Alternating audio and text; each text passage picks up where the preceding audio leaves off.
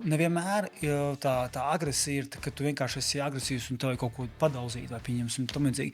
Daudz jau tā agresija veidojas arī, man tā liekas, tieši no iekšpuses, ka tu neesi apmierināts ar savu dzīvi, ka tu esi konstantās bailēs, un tā bija mana viena no lielākām agresijām, kas mani pēc būtības uzspridzināja no iekšpuses. Man bija bail kļūdīties. Bija skaists eksperiments Bobo Lelle, kur 85% no bērniem, kuri redzēja agresīvu darbību no pieaugušiem, atkārto šo darbību. Pēc būtības mēs, vecāki, tēti, mammas, jebkurš mēs esam spoguļi. Mēs esam spoguļi saviem vecākiem. Mēs varam teikt, klausies, nepīpē, nedzird, bet ja es tu šito te darīšu, viņš darīs tieši to pašu. Viņš nedzird, bet viņš redz. Ja mēs redzam, kad skolotājs izdedz, jaunietis skolā ņem tieši to pašu modeli, tad man ir jābūt līdz kliņķim, lai es kaut ko sāku darīt. Ja tu kā skolotājs rūpēsies par savu veselību un stāstīs to jauniešiem, jaunieši paņems to. Un skolotājs, vecāks, jebkas vienkārši sāc sevi. Labdien! Šis ir raidierakstu cikls par veselīgu vīrišķību un cieņpilnām attiecībām. Mūsu mērķis ir runāt atklāti par stereotipiem, kas vēl joprojām pastāv sabiedrībā par vīrišķību un analizēt to, kā šī izpratne par vīrišķību var uzlabot gan mūsu attiecības, gan ģimeni, gan arī sabiedrību kopumā. Projekts tapis sadarbojoties biedrībai Tēvi, Latvijas sociālo darbinieku biedrībai un biedrībai Next. Esmu Gatis Midrovskis, un turpmākajās sarunās mēs analizēsim, kā vīrieši var palīdzēt drošākas vidas veidošanā.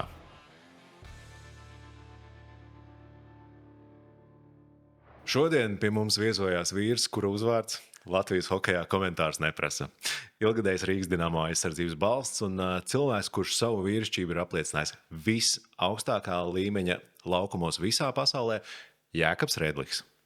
Ja hokejā meklējam stabilitāti un mieru vissaspringtākajos brīžos, tad Jēkabs gadiem ilgi ir bijis tas vīrs, uz kura pleciem turējās visas komandas aizsardzība.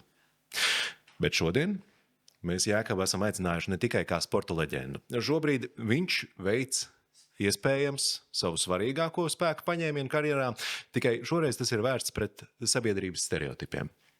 Jēkabs ir kļuvis par vienu no spēcīgākajiem balsīm Latvijā, kas nebaidās atklāti pateikt, ka arī titāni mēdz salūst un izdegt. Viņš ir pierādījis, ka patiesais vīriešu spēks neslēpjas tajā spējā triekt pretinieku bortā, bet gan drosmē nolikt masku un atzīt savu neaizsargātību dažreiz.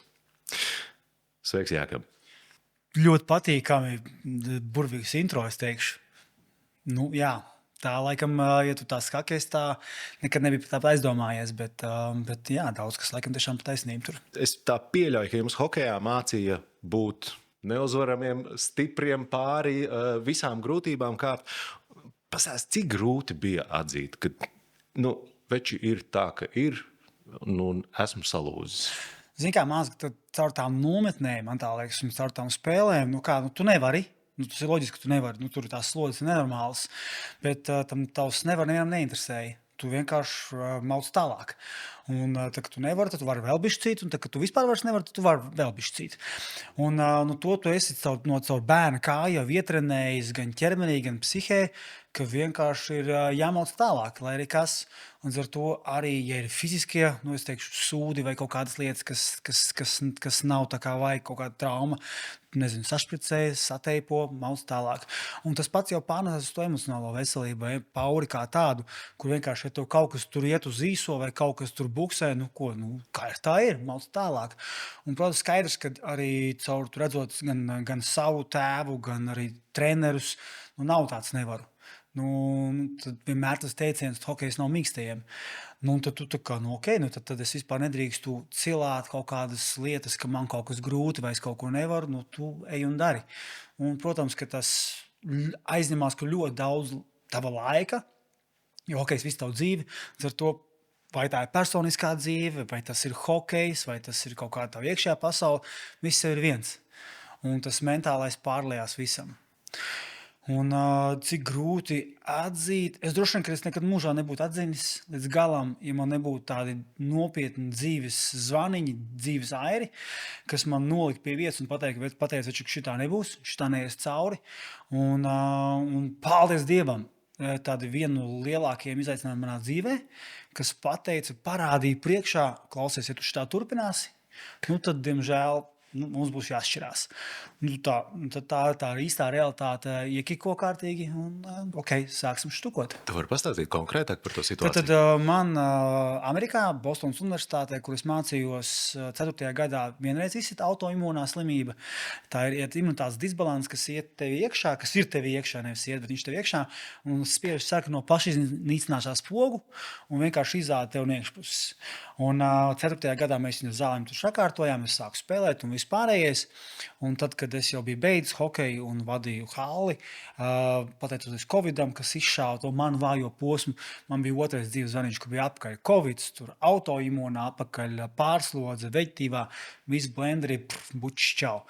Bet tu sēdi, guli slimīcā, atkal tev tur tās tajā vēnā tās zālītes nāk pilni iekšā, un domāju, pats, kaut kā tā kā īsti neiet tur, kur vajadzētu.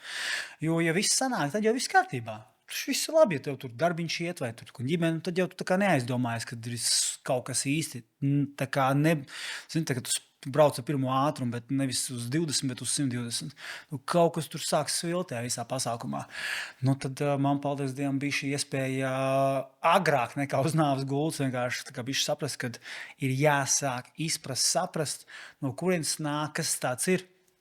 Un kā es vienmēr smējos, esmu savā 1. vai 2. procentā sevis izprašanā, kas ir man vēl tāls ceļš ejams. Bet nebija citu variantu palielam, un paldies Dievam. Bet tu arī minēji par tiešām to hokeja specifiku. Hokejs nav mīkstajiem, un tad, kad paliek grūti un vairāk nevar, tā tad vajag vēl. Un, protams, ka tas spiediens un tās grūtības, pašpārmetu un vispārējais tajā brīdī, tad kaut kas buksē un nesanāk, viņi jau nekur nepazūd, vai ne?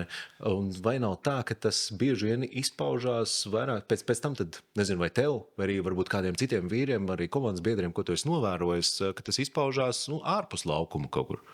Es domāju, ka viennozīmīgi mums jau skaidrs, ka tur tā monētā divas puses. Viena puse ir tas, ka, pieņemsim, tev agresija, jebkuram vīrietim agresija ir. Kādam varbūt ir veselīgākam vēl pārpārītēm iet, un tas katliņš vārās. Un, protams, ka mākslas sports ir burvīgs veids, kā viņu dabūt ārā. Ar to es esmu vairāk tā kā mīlestība, ja, nekā tāds kautiņš, bet tā pašā laikā man bija tas hokejs burvīgs veids, kur to agresiju izlikt ārā.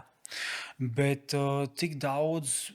It sevišķi, tur nav ko slēpt, kad hokejs mēs bijām lietoja kaut kādu alkoholu, tas nāca ļoti ārā, un tu pilnīgi redzi, šitas ir, viņam ir širmoviks, viņam iet ciet, tur galvenais viņu tā, lai viņš tur mājās ir drošībā un viss kārtībā, jo viņā ir liels disbalans kaut kādā veidā, un viņš viņu nav dabūjis kaut kādā veidā ārā. Un tad ir, ka tu vari viņu dabūt ārā, un tad ir, ka tev viņš kaut kur joprojām tu neesi vai savā vietā, vai tu neesi kaut kur, tu esi pats disbalansā, vai tev kaut kāds laik iekšējais stress ir. Jo nevienmēr tā agresija ir, ka tu vienkārši esi agresīvs un tev ir kaut ko padauzīt, vai pieņemsim tam līdzīgi. Daudz jau tā agresija veidojas arī, man tā liekas, tieši no iekšpuses, ka tu neesi apmierināts savu dzīvi, ka tu esi konstantās bailēs, un tā bija mana viena no lielām agresijām, kas mani pēc būtības uzspridzināja no iekšpuses. Man bija bail kļūdīties. Un sevišķi tie standarti, kas mums bija uzlikt, tev vecis, tev ir jātur, tev ir jāliek ēdiens uz galda, jumts virs galvas, manai ģimenei un vispārējais. Un kam arī ir tā taisnība. Bet es viņu paņēmu tik dziļi un tik nopietni, ka man nekas cits neexistēja. Un tas mani apēd no iekšpuses. Man izsita tas slimībā. Bet kāds cilvēks varbūt nav apmierināts ar to, kur viņš ir, kurā komandā viņš spēlē, vai ar ģimeni, vai vienkārši viņš nav īstajā vietā, un viņā iekšā ir tāda iekšējā vētra, kur varbūt viņš neizrāda, bet kura iznāk ārā kaut kādā citā veidā. Kaut kā tā. Es sadzirdu, ka tur ir baigākais spiediens. Tas būt vīrietim uzlikt ēdienu uz galda un nodrošināt ģimenei jumtu virs galvas. Jā, plus vēl būt redliham. Un es pieļauju, ka tur arī ir kaut kāds tas ģimenes spiediens, tur tev aizsūta uz Ameriku, un tur ir jāattaisno vecāku kaut kādas ekspektācijas pret tevi. Un kopumā ir diezgan smagi. Un tas ir tas jautājums par to, kā to veselīgā veidā varētu vispārībā Māc, ka apstrādāt. tas veselīgais ir ļoti tāds liels izaicinājums. It sevišķi, paldies Dievam, ir šādi burvīgi podkāsti, kuri par to runā, kad mēs augām īsti nezināju vispār. Tā kā saka, ir apkārt, saka, saņem gaļu, Heidī melc tālāk. Tas bija, kā mēs ar to domājām, dīlojām, un ja tev ir bailes, pats vainīgs, jo Heidī ej un močī tāpat tālāk. Un paldies Dievam, man liekas, tagad ir iespēja lielāk izprast. Un mās tā sapratne, izpratne ir tas, kas mums dažreiz trūkst, jo tik daudz joprojām ir, pofīgi, kā ir tā ir, būs jau labi, kā ir, pofīgi, šitas būs, gan jau, saies. Un mēs neskatāmies tām kaut kādām tiem izaicinājumiem, tām bailēm, tā kā pretī acīs, kā spogulī neskatāmies. Un skaidrs, kad pieņemsim, aizbrauc tur viens pats projām uz to Amerikas skolas, un pēc tam kaut kādi tie paši Dinamo laiki, Latvijas izlases laiki, tu nedrīkst ielaist golu, nezinu, 11,000 skatās stadionā, hallē, vēl tur vairāk pie televizora. Un, ja tu kļūdies, nākamā dienā tu redzēsi, par ko tu tiem domā. Tas viss, tas pasākums ir tas, kas tev kaut kādā ziņā, un es biju mazliet dzīves piemērs, kur šī te spriedze, kur es sačakarējos pats savā meistarībā, uzlika man roku dzelžu un sapina mani. Un es nevarēju spēlēt savā potenciālā, kādā pēc būtības, kas man bija dots. Man bija iespēja spēlēt augstākajos plauktos, bet tas, ka es savās domās vienkārši to vāveres riteni uzbūvēju tik skaistu, tik lielu, ka ja tu kļūdīsies, tev tur nosēdinās, tu nedabūsi nākamo spēli, ko par tevim padomās un tā tālāk un projām. Tu uzbūvēji to stikla namiņu, un viņš ir tik jaudīgs, ka vienkārši ko vispār, es esmu tāds sūds, jau Heidu šķipels. Labi, man citi īsti dzīvē nav ko darīt, ies un darīs. Un jāsaņem gaļu. Un tā kā tas pats pasākums ir. Un man tādas, ka tas lielais mīts, kad īstam vecim jābūt tam, kam jātur ir. Man tādas dažreiz ir pat viegli turēt, bet tu pat neapzinies, cik grūtas ir tās atbildes. Mēs vienreiz ar Simpsonu ļoti skaisti runājām, ka īstam vecim māc, kad pajautā to grūto jautājumu, kas tev krata un kas tev sit ārā, tu pats tur tādu sūdu nāk ārā. Tu traksnē, es negribu tādus jautājumus jautāt. Kā man to visu zināt? Kaut kas tur būs jādara, kaut kas tur būs jāmaina. Pofīgi, būs jau labi. Un tā, kad tu sāc to šķitrināt, visus tos sūdiņus un sāc mēģināt viņu risināt, tur ir ko ņemties. Tur ir čābīgi. Un mās, ka mēs dažreiz vienkārši baidamies no tā, ka tu nezini, kas tur apakšā būs. Un tās mās ir lielāks bailes nekā vispār dzīvot tajā kaut kādā tajā plūsmā, kaut kādā, labi, paslauk zem tā tepiķīša, gan jau būs labi. Un mēs to esam iemācījušies. Un mās, ka mums brāļiem tā labā lieta, ka mums ir trakas sievas, visiem 4, mēs esam 4 brāļi, 3 mēs spēlējam hokeju, bet visiem 4 ir fantastiskas sievas, kuras tā, ne jau kad aiz vienas vietas, bet pa lielam tagad nekāda klusēšana nebūs, tagad mēs runāsimies. Un paldies Dievam, ka viņas tās kaut kādas tās mūsu čautnes bija šrauju vaļā, kur mēs jūtam, ka ir jāsāk lietas kustināt un izrunāt un tā tālāk un tā projām. Un lielais jau no tā visa paša beigiznākums ir, man bija dzīves zvaniņš, es savādāk nevarēju, bet tas galiznākums ir krūta dzīve. Tu jūties daudz labāk.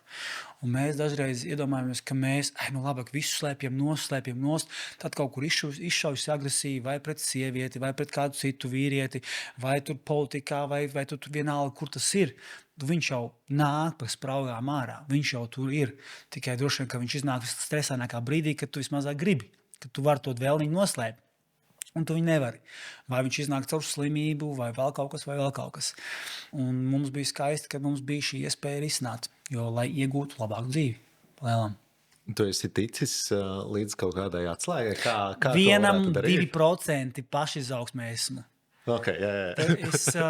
Es tikai apjaušu tās tēmas, par ko vispār būtu jāsāk runāt un jāsāk štukot, jo cilājot viņus jūka, man arī paliek mierīgāk, un es varu bišķi mazāk stresaini dzīvot, izprast sevi, no kurienes par tas nāk, kāpēc tas nāk, ko ar viņu darīt. Man vēl ir tāls ceļš ejams, kas atkal ir forši.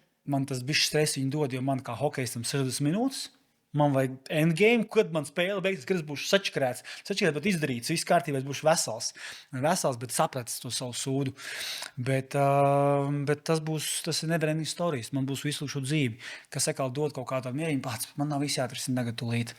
Vienkārši saprast, kas kur ko kā, un tad lēnām čipirāt uz priekšu. Lēnām ar kaut kādām tam savām motivācijas lekcijām, ar to savu coachingu, kur es nekad mūžā nedomāju, ka es kaut tādu vispār darīšu. Kas es esmu tāds?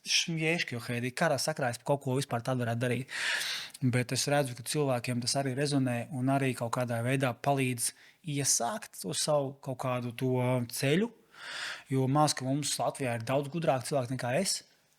Bet es tieši večiem varu mēģināt ar to hokeja prizmu atvērt to, ka pats varbūt kad vienkārši kaut ko vajag parisināt. Pasīties vispār, kas tas tāds ir, ko es gribu no dzīves. Vai es vispār esmu klišejs, savs laimīgs, vai es vienkārši turos pie kaut kāda šitā te. Jo tas manējais, bet es vienkārši turējos pie tā pēdējā salmiņa, kad tik man uzlaiž, kad tik es nekļūdos, kad tik man nenosēdīja, kad tik būtu. Bet palēm lielākais, pēc būtības, labākais, kas man notika, tas viss vienkārši aizgāja pie dieviem un vienkārši izšķīda visi tie sūdi. Liels prieks, ka Ješka ar šito tagad nodarbojās. Nav variantu. Zin kā, no vienas puses esmu ļoti pateicīgs, bet no otras puses saprotu, ka jau man atpakaļ ceļa vairs nav. Un paldies Dievam, ka kur kaut kā man ir forši cilvēki pa ceļam, kas man palīdz kaut kā to lietiņu kārtoties un darboties, jo es gribu būt labākā sevis versija, un pieņemsim, man tāds viens skaists brīdis bija, kad es sadegu, tad otro reizi dzīves airis bija, es izdegu, man tur bija slimības lapus, man pusgadu kaut kas tam līdzīgs, un es tagad sāku nākt atpakaļ ar visu to emociju, visu tā pozitīvāk, sāku būt enerģisks cilvēks, un man ir dēls Olafs, un mēs sākām tur viņu cīnīties. Normāli, džeku, jo haidīšu tēlies, kaut ko viņi tur krāmi, kaut ko. Un pilnīgi, tā kā zibens man no debesīm, es to pats. Sieva klausies, kad es pēdējo reizi savu džeku lauzos? Un viņš saka, klausies, kāds viņš ir bijis.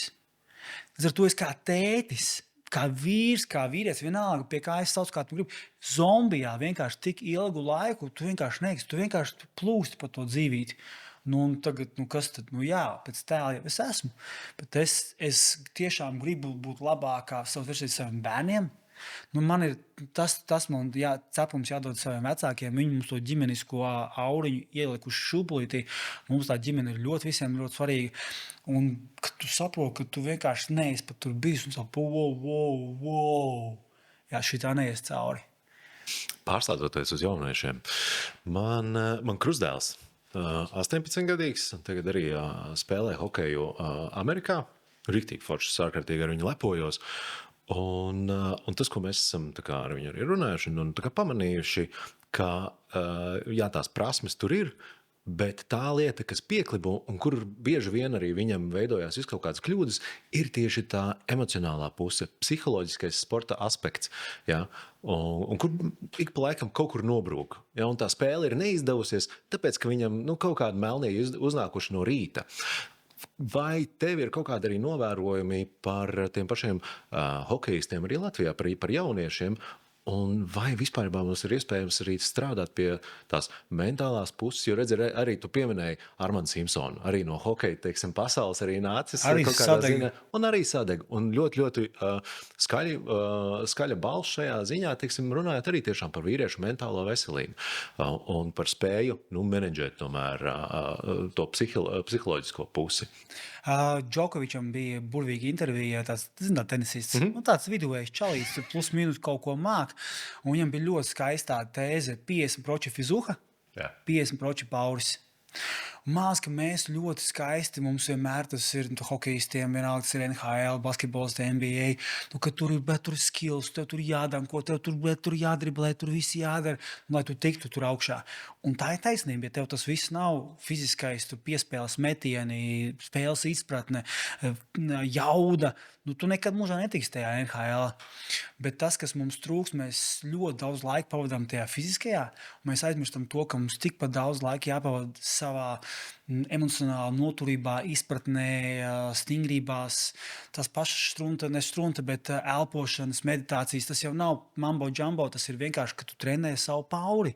Būt tajā mierā, ka tev ir tie izaicinājumi, tas tā trauksme, tas stress. Jo, protams, kad spēlējot, mēs arī to trenējamies, bet mēs jau netrenējamies tajā stresa periodā nomierināties. Mēs tur vienkārši cenšamies izdzīvot. Un vienkārši caur kādu kustību mēs to stresu vairāk neutralizējam, un tad mēs varam performēt. Bet jo lielāks skatu, jo lielāks stress, un tad tu vienkārši mēģini kaut kā viņu navigēt automātiski. Bet ir kaut kādas prasmes, kurus vienkārši kā mentālais treniņš. Tas pats Džokovičs, viņš tur aizmirst tos punktus, kā viņš domā par to lietu, kā viņš analizē savu dzīvi, savu pauru un vispārējais. Tie paši tagad visi profesionāli sportisti ir kaut kādi rīki, vizualizācijas, elpošanas, blablabla. Tur ir zinātniski pētījumi, ka tas vienkārši tur stimulē tavu frontal cortex un visu pārējo, ka viņš vienkārši sistemātiski sakārto tavu paurīti. Paldies Dievam, ka mūsdienās mums ir šīs prasmes, ka jaunieši arvien vairāk un vairāk izvēlos vai nu tos kaut kādus sporta psihologus vai kaut kādus kočus, kas kuram. Vai viņš tur lasa kaut ko, vai skatās, kā tur lielie dūši kaut ko darījuši un vispārējais. Tā kā lēnām, man tā liekas, šī te arī sadaļa, kas ir bijis tāds citplanētietis mums, viņš lēnām nāk mūsos iekšā, jo viņš kļūst, es negribu teikt stilīgāks, bet norma. Jo agrāk, nopietni, tu esi pie psihologa, kas tu esi psihisks, ka tu esi normāls džeksies, tad viņš neesvēcis mīkstais.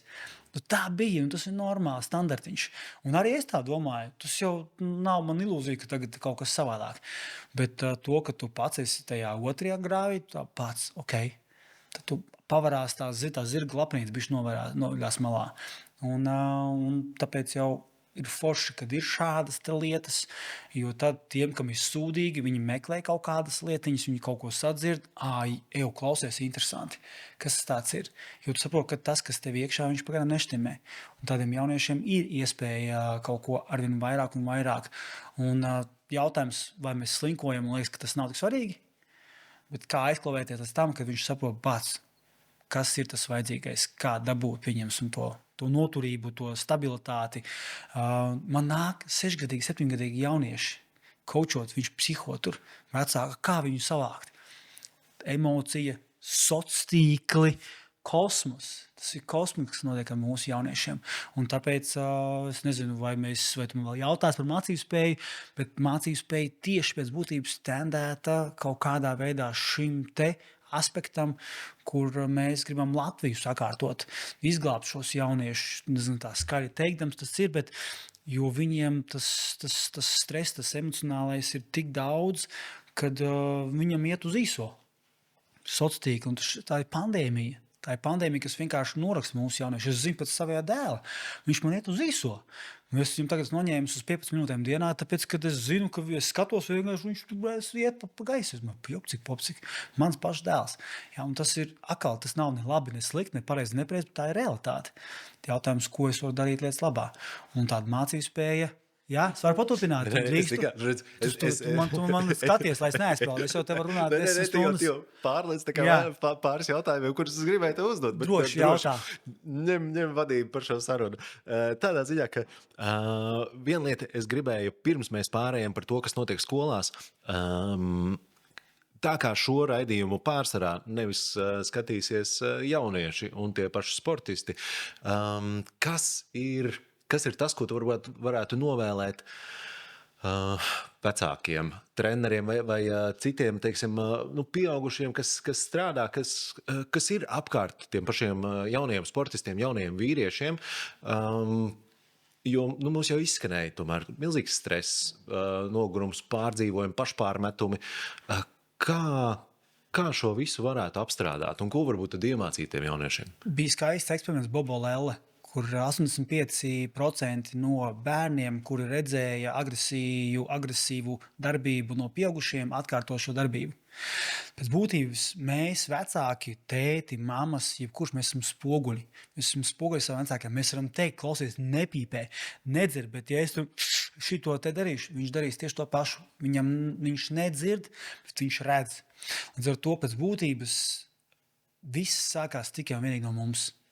Ja mēs gribam, lai mūsu ziķeris ir aktīvs, emocionāli vesels, noturīgs un vispārējais, lai viņam ir laba dzīve, lai ir ko tas nozīmē, tad jāsāk viņš kā sevi. Un man tās, ka mēs noliekam, es tagad vergošu pa 10 darbiem, es tagad mocīšu sev līdz kapa malai, bet manam dēlam būs. Bet viņš jau redz, ka tu mocies, tu jau esi nekāds. Ko viņš darīs? Viņš darīs tieši to pašu.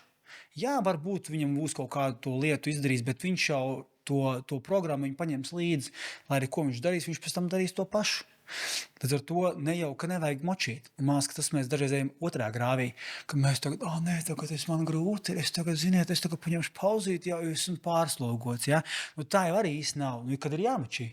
Bet to, ka mums ir jāatrod tā harmonija, jo balans mums ir stulbs vārds, man nepatīk vārds balans, jo tu balansē starp kaut ko, atrast to harmoniju, ka tu darbojies, bet tā pašā laikā parūpēs par sevi. Tāpēc es arī atvainojos, ka es kavēju, bet man bija ļoti svarīgi šodien iet ar Eriku Visocki zālītē, kas ir no EV Fiziofit, kas ir hokeja izlases galvenais terapeits, fiziskās autoritātes treneris, lai parūpētos par savu ķermeni. Ja es neparūpējos par sevi, par savu ķermeni, par savu pauri, jebko, tad mans dēls būs tieši tāds pats. Tad, ja es gribu, lai viņš mierīgāk ēd, es ņemu šos te mazos dakšiņu vai kaut ko, un es lēnu sāku ēst, lai viņš arī pārņem to no manis. Nevis viņš sāk mācīt dzīvot, bet pats rīju. Un tas viņam no manis. Jo es kā sportists, daudz bērnu ģimeni, man šķīvis pazūda kādā minūtē. Un man ir ļoti grūti to pārlaust. Tā kā mums jāsāk no sevis, un ja tā agresija, par ko mēs visu laiku runājam, tad ir jāsaprot, no kurienes tā agresija nāk, kas man ir disbalansā, kur man sit korķis ārā, kas man vienkārši šķaida prātu un vispārējo, un kā es to varu pozitīvi vai kur viņu likt, vai kas man ir, jāizrunā, vai kas man dzīvē ir jāmaina, lai es varētu jēgpilnāk jau dzīvot savu dzīvīti. Ja tādam jaunietim mājās ir tētis, tad ko tētis parasti dara? Viņš pēc saviem mentiem darbiem ir atnācis mājās, viņam ir nenormāli traki, tur ir ļoti daudz stresa. Kā ar stresu mēs cīnāmies? 100 grami, 2 aliņi. Tātad tieši to arī čals iemācās. Jā. Labi ir. Un tad arī ir, protams, tēma par to, ka ļoti, ļoti daudz ģimenēs nav arī tie paši tēti un ir tikai mammas. Un tad, protams, tas piemērs par stresa menedžmentu, ko darīt ar agresiju, tas tiek ņemts no mammas. Tā kā liels paldies par šo perspektīvu. Un redz, ka tas jau viss ir baigi skaisti. Zin kā, ja mēs vēl pieaugušie esam iemācījuši sevi tušēt un sevi apspiest un bācis tur, un mēs mākam kaut kādā veidā uzlikt šo masku un vienkārši būt kaut kas cits, tad jauniešiem, pat cik viņš ir jauns, viņam ir tā emocija sit virsu. Un tas sociālais tīkls viņu vēl vairāk stimulē. Ja tu viņš ir pa gaisu, viņš ir niķīgs, viņš tur vēl kaut kas, viņš tur kādu bulijo, vēl kaut ko agresiju, kādam iekrāmē, vēl kaut ko, vai treniņos tur kādu pa nuli pa galvu. Ļoti skaisti, tas ir tā kā uz skatuves, tu uzreiz redzi, kur ir. Jo viņam grūti vēl sev apvaldīt kaut kādā. Viņš mācās. Pēc gadiem 10, 20 viņš arī būs apspiedis visu to pasākumu un iesbiedis kaut kur tālu, dziļi, kur nespīd saule. Bet mās, ka ļoti skaisti var redzēt, kā tā lietiņa jau tur kultivējās. Un pēc tam viņa aizies to pat, kur pārējie. Tad beidzot mēs varētu pāriet pie tās izglītības puses, un tad varētu vēl kāds 2 stundas novērt un pastāstīt, kas tad notiek skolās un kā jūs skolās strādājat ar šo Mēs ar Zārgusu, jeb šo tautā zināmas Viestures Dūle un Arturu Bernovski, ar tavu docentu, izveidojām programmu Mācībspēja, kas ir jau 40 gadu veca zinātne, sākās no Amerikas. Mēs kā latvieši esam jaudīgāki nekā visi citi. Mēs savienojam visu labo un salikām iekšā. Un jau mēs esam 20 skolās Latvijā. Un mēs pa lielam sākam, kā mēs runājam tikko ar Spoguli, mēs sākam ar to, ka mēs izglītojam visus skolotājus. Tad mēs ņemam visus skolas skolotājus un izglītojam par to, kā tad vispār viņiem pašiem dzīvot.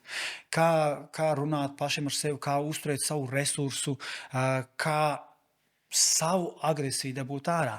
Un pa lielam tas lielais skaistums ir šī prieka kustība flows, kurā mēs esam vienalga kādā kustībā, kas mums ir radīta ģenētiski vajadzīga, vai tas ir hokejs, volejbols, basketbols, vienalga skriešana, Kerlings, vienalga, kas tas ir, līdz kaut kādam sviedriņam, kur tu vienkārši dabūsi to kortizolu stresa hormonu lejā un neutralizē viņu.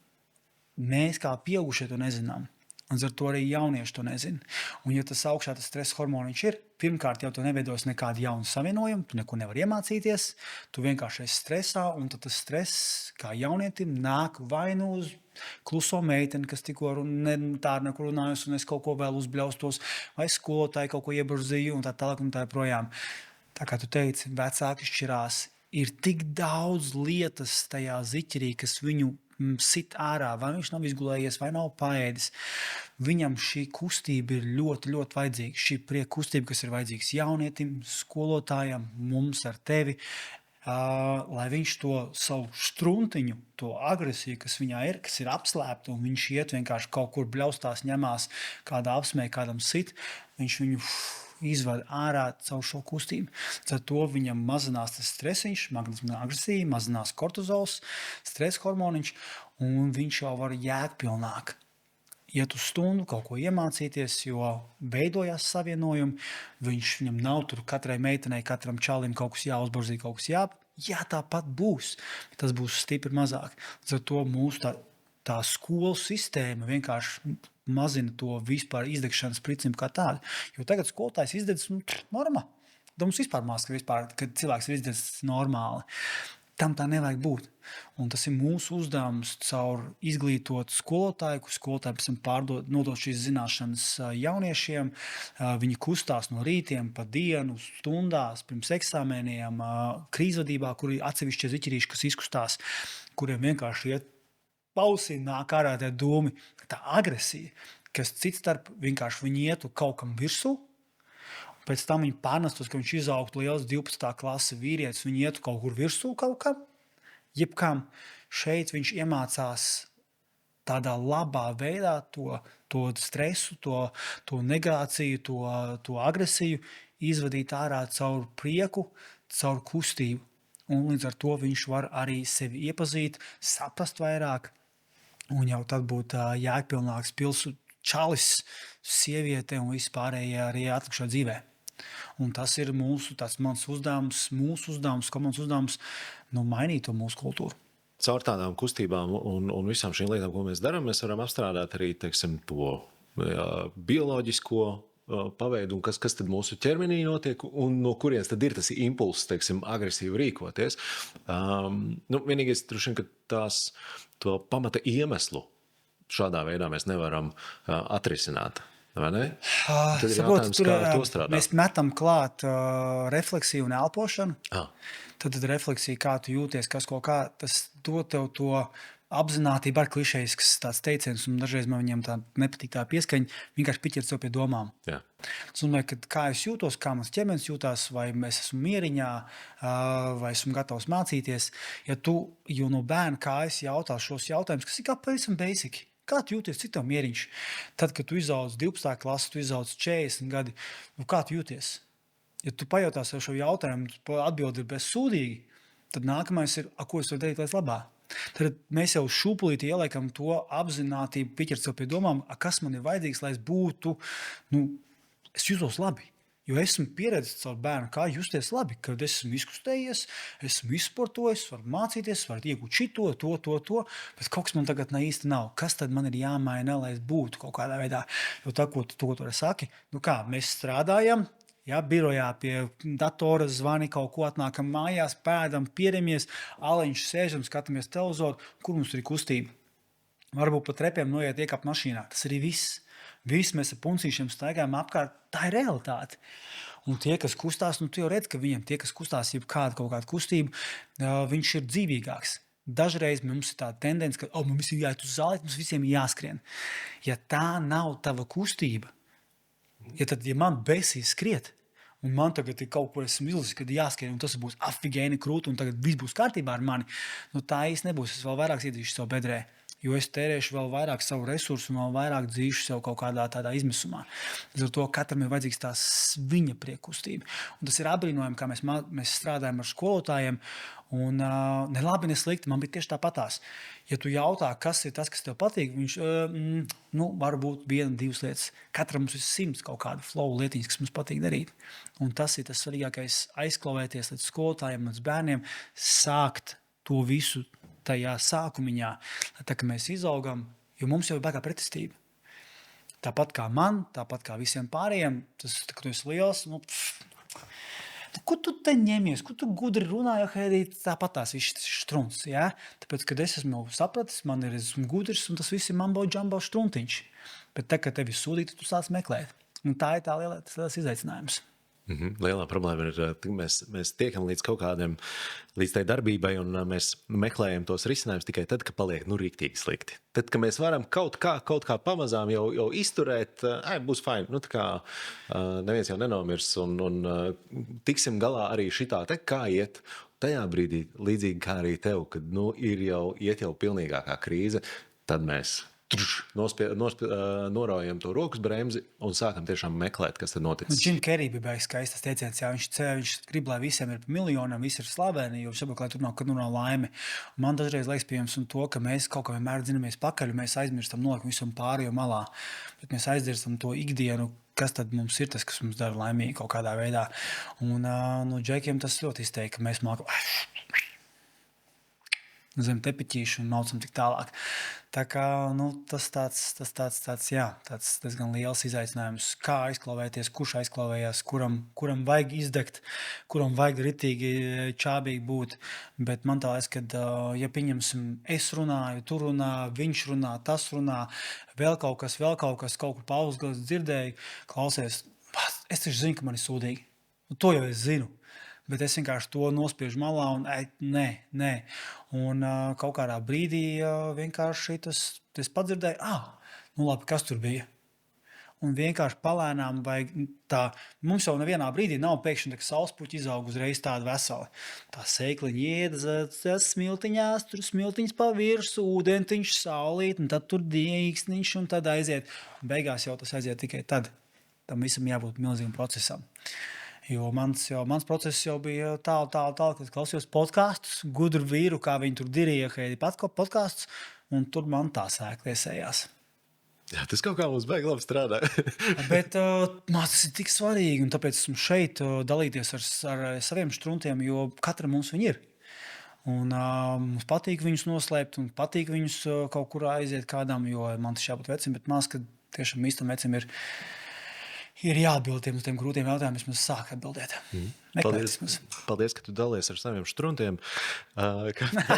Bet vai tu tad varētu tā konkrēti kaut kādas 2 lietas pastāstīt, kā jūs minēju, līdzīgi tāpat kā ar jauniem sportistiem, tiem vecākiem, kas šo varbūt klausās, vai arī tiem skolotājiem, kas šo klausās, un viņi zina, ka viņiem mājās vai skolā ir tie aktīvie, agresīvie čaļi. Kas ir tās 2 lietas, ko viņiem varētu ieteikt? Lūdzu, pieskatieties uz mācībspējas programmu, ja? Numur 1, mācībspēja.lv. Bet otra, man tā liekas, kad vienkārši sākt ar sevi. Jo, ja mēs redzam, kad skolotājs izdedz, jaunietis skolā ņem tieši to pašu to modeli, tad man ir jābūt līdz kliņķim, lai es kaut ko sāku darīt. Ja tu kā skolotājs rūpēsies par savu veselību un stāstīs to jauniešiem, jaunieši paņems to. Un skolotājs, vecāks, jebkas vienkārši sāc sevi. Otra lieta pie tā, man tā liekas, ka mēs ļoti baidamies, ja mēs kaut ko sākam, neizdevās, labi, štrunca visu. Tagad neko vairs. Es kāpju uz grābekļiem katru dienu. Man bija pārsniedz apkārt, ka es katru dienu ēdu pa vienai bulciņai. Man tā garšo bulciņas, un es atkal iekrītu tajā pašā bezdibenī, kad vienkārši man milti un cukurs man dod krešu, un viss slikti, man nav enerģija vispār. Bet tajā brīdī bija tāds tā kā bezspēks, gribējās to smalkmaizīti. Un mani sievas māte, burvīgi kafejnīcas pikniks uz Tālensielas, kur vienkārši dzep tiešām svaigas, garšīgas, un kā nepaidīs. Bet es saprotu, kaut kādā brīdī uzkāpju uz tā grābekļa, šits man nestrādā kā. tā ir, gadās mācas, uzkāpi. Kas ir tas, kā es varu lēnām, mierīgi, bez kaut kāda sev atkal noslogojuma, bez prešara, kā es varu atgriezties pie tā. Tad, reko Ēriks, forši, vairāk jāpadzer ūdeniņš, mazāk cukuriņš jāpēd atkal, viņš vairāk jāpakustās, un tā tālāk un tā projām. Kad nedēļas nogals, kad aliņš vairāk līst iekšā. Tu zini, ka pirmdien tu jūties sūdīgs. Pirmdien, kad atnāk tā sūdīgā diena, pats nevajadzēja, kas ir tas, ko es varu darīt, maziem solīšiem mainīt, lai es tomēr justos labāk, lai es varētu jēgpilnāk veidot kaut kādu savu lietu, jo nepavēltiem latviešiem tas skaisti teiciens, vai ne? Katrs savu likteņu kalējs. Tā ir. Tikai neskapēc mēs ļaujam tai visai pārējai videi kalt mūsu likteni. Kaut kādā brīdī, un tur vēl 101 lietu bloku, kāpēc mēs to nedaram, bet fakts kā tāds, ka maziem solīšiem lēnām čibinām klausamies brīvs podkāsts ar tevi un visiem pārējiem viesiem un ņemam kaut kādu, liekam kaut ko iekšā kabatiņā un kļūstam jēgpilnāki. Kaut kā tā. Jākab, liels paldies par tavu pieredzi, par taviem stāstiem un to, ko tu dari. Ļoti forša saruna. Paldies tev, kad jums ir šāda platforma un kad jūs ceļat šo gaismā, jo man tā liekas, tas ir ļoti svarīgi, jo vairāk mums būs jēgpilni, jaudīgi pieaugušie vecāki, jo vairāk mums būs jaudīgi, jēgpilni jaunieši, kas skatīsies no saviem vecākiem. Un tad jau arī mēs kā latvieši nebūsim tie bāliņi, kas noliks galvas un darīs kā visi pārējie, bet būsim tie, kas, un tā bija lielākā manējā, ja? Kad es jau, ko tad esi nabadzīgs, kas tur ko kā, kad tie pleciņi nāk lēnām vaļā un kad tu vari un sadarīt, jo mēs latvieši esam afigēni jaudīgi. Paldies!